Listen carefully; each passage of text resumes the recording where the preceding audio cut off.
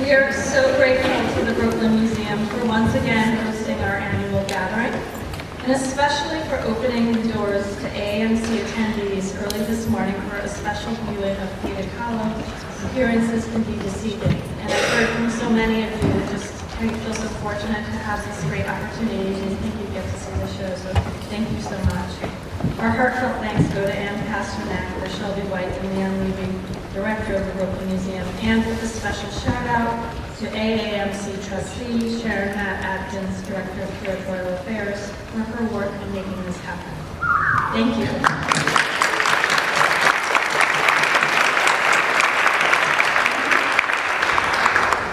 It is an honor to introduce Ann Pasternak, the trailblazing director of the Brooklyn Museum, one of the nation's oldest arts institutions with some of the world's greatest collections, and in my humble opinion, one of the best African art collections in the world. As a staunch advocate for the civic and democratic roles our cultural and educational institutions can play, Ann is committed to projects that demonstrate the crucial links between art and social justice. Prior to joining the Brooklyn Museum, Ann served as the director of Creative Time for more than 2 decades, where she initiated projects that gave artists opportunities to respond to political and environmental challenges while also expanding their practice and work globally. During her tenure, the organization collaborated with hundreds of artists, including Nick Cave, Paul Chan, Jenny Holzer, and Kara Walker, commissioning and presenting works that range from sculptural institutions in Grand Central Station's Vanderbilt Hall to skywriting over Manhattan, as well as tribute in light, the twin beacons of light that illuminated the sky above the former World Trade Center site and continue to be presented on the anniversaries of 9/11. Since joining the Brooklyn Museum in 2015, Ann has focused on strengthening the museum as a center for the visual arts that is courageous, pioneering, and inspirational. She seeks to harness Brooklyn's foundational mission as a museum serving a mostly immigrant community in its historic collections to connect with contemporary ideas and practices, challenging dominant art historical narratives and the high-low divide in the museum's permanent collections and gallery spaces. Through her leadership, Ann has also expanded the museum's educational and public program offerings, and she has fostered remarkable special exhibitions, including The Legacy of Lynching, Confronting Racial Terror in America, and We Wanted a Revolution, Black Radical Women, 1965 to 1985. These initiatives are building the foundations for the Brooklyn Museum's new strategic plan to further the museum's mission to create inspiring encounters with art and engage the community around the issues of today. Thank you, Ann, for the work that you do and for hosting us today.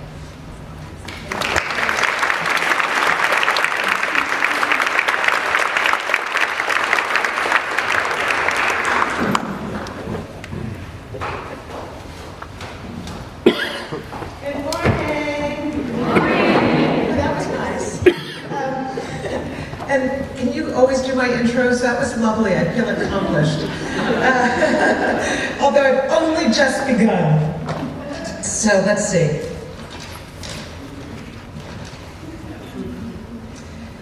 Oh yes, let's start with the most important. It's wonderful to have our nation's great curators back here in New York City, and especially here at the Brooklyn Museum. I want to thank you all for wanting to come back and being here, and I want to thank Sharon Matt Atkins for always making wonderful things happen. So, who was here last time? Raise your hands. A good number of you, but there's some new curators in the field. Great. So what's been happening since the last time you were here and we had a conversation? Oh, a lot. I think we've gone through 2 chief curators, and I promise it's really not because I'm a jerk. The good news is that we've also had 2 new curatorial positions, at least as we welcomed our first photography curator in ages, Dr. Drew Sawyer, and a new African arts curator, Dr. Kristen Wood-Miller Luna, they are both fabulous. And Kristen, you're here, aren't you? They're fabulous, and as you'll witness on our 4th floor galleries, if you haven't already, that they represent the future of the museum. I'm also proud of the team as together we have begun to develop an increasingly distinctive exhibition program in a city that is really crowded with great art and great arts institutions, not to mention, in fact, some of the world's greatest museums, which are mostly across the river in a place called Manhattan.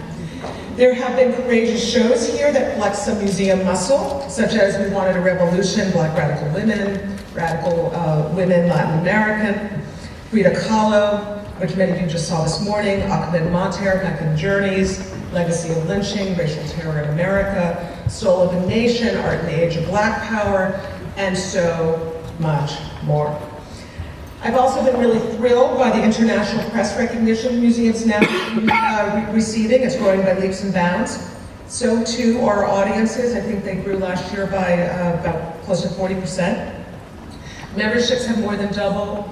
Our board has expanded by almost threefold. There's been a lot of progress since you were here at the museum last.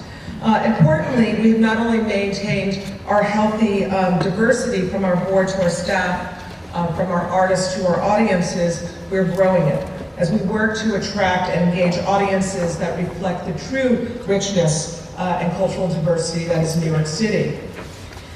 This also has been a period of questioning and challenging old ideas about what we do and how we do it, and we're daring to think anew to set us on a more sustainable and, yes, relevant path forward. It's important.